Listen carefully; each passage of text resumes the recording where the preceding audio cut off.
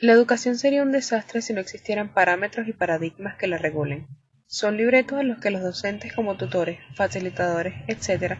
deben apegarse para lograr sus objetivos. Las teorías del aprendizaje han logrado explicar de manera mucho más sencilla las formas de hacerle llegar al estudiante la información. ¿Qué? ¿Por qué? ¿Cómo y cuándo hacerlo? Existen solo para volver el aprendizaje-enseñanza más sencillo y dentro de un ambiente apto y controlado. Las teorías del aprendizaje son un constructo que explica y predice cómo aprende el ser humano, sintetizando el conocimiento elaborado por diferentes autores. Es así como todas las teorías, desde una perspectiva general, contribuyen al conocimiento y proporcionan fundamentos explicativos desde diferentes enfoques y en distintos aspectos. Sin embargo, es necesario hacer la distinción entre teorías del aprendizaje y teorías de la didáctica de la educación. Hay autores que han incursionado en ambos terrenos, desarrollando conceptos que podrían confundir.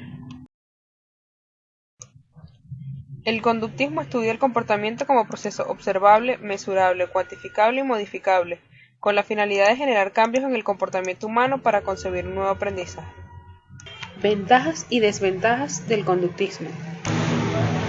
Entre las ventajas tenemos: las formas de evaluar se pueden observar, se modifica la conducta y da oportunidad a un nuevo refuerzo. Además, es un paradigma que sigue en uso. Entre las desventajas tenemos que intenta predecir y controlar de forma empírica la conducta. El aprendizaje se basa en un programa de refuerzos que modifican la conducta y además condiciona al alumno a realizar conductas previamente definidas. El cognoscitivismo se enfoca en crear representaciones mentales que son resultado de experiencias anteriores con su entorno. Estudia las dimensiones cognitivas, como la memoria, inteligencia, percepción y atención. El aprendizaje surge de la experiencia y cada persona organiza la información de forma diferente. Ventajas y desventajas del cognoscitivismo. Entre las ventajas del cognoscitivismo tenemos que adapta las estructuras mentales del individuo, orienta los procesos de reconstrucción del conocimiento y promueve y facilita el conocimiento. Entre las desventajas tenemos que dificulta la organización de un plan educativo y además este tiene ritmos de aprendizaje diferentes en cada alumno.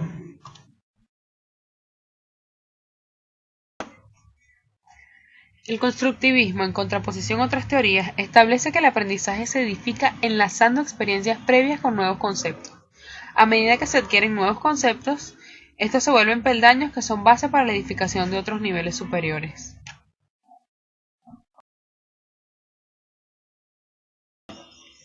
Ventajas y desventajas del constructivismo. Entre las ventajas del constructivismo tenemos que el alumno es dueño de la construcción de sus propios conocimientos. Además, este fomenta el pensamiento crítico y objetivo. Entre las desventajas podemos encontrar que dificulta la organización de un plan educativo.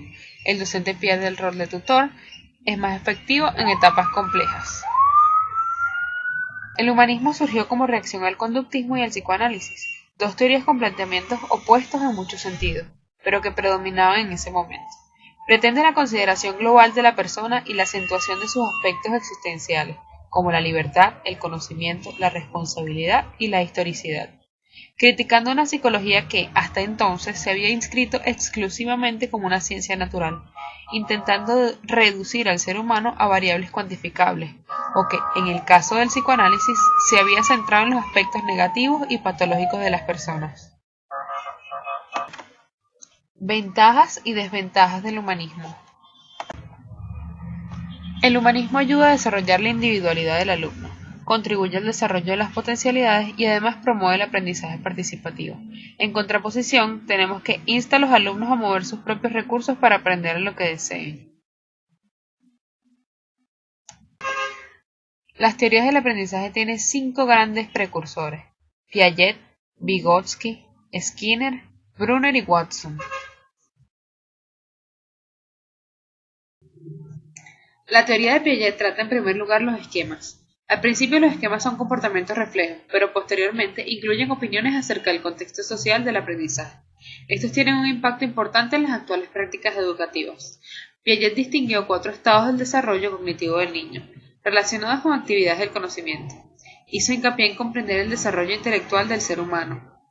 Sus estudios prácticos los realizó con niños en las diferentes etapas del desarrollo. Para Piaget, el desarrollo intelectual es un proceso de reestructuración del conocimiento, es decir, el proceso comienza con una forma de pensar propia de su nivel. Algún cambio externo en la forma ordinaria de pensar crea un conflicto y un desequilibrio. La persona resuelve el conflicto mediante su propia actividad intelectual, siendo este un desequilibrio intelectual. De todo esto resulta una nueva forma de pensar y estructurar las cosas, un estado de nuevo equilibrio.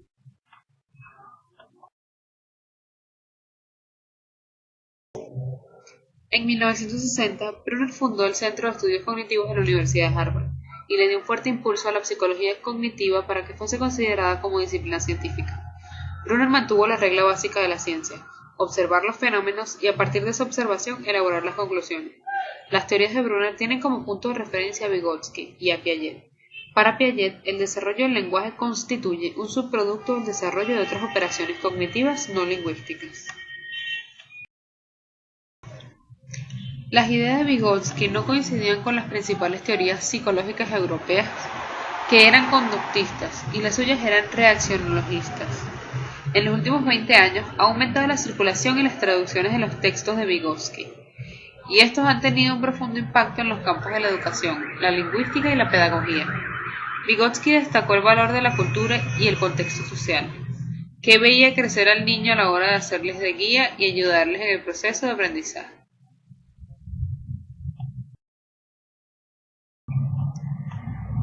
Watson fue un psicólogo estadounidense fundador del conductismo. Fue uno de los psicólogos estadounidenses más importantes del siglo XX, conocido por haber fundado la Escuela Psicológica Conductista, que inauguró en 1913 con la publicación de su artículo La psicología tal como la ve el conductista.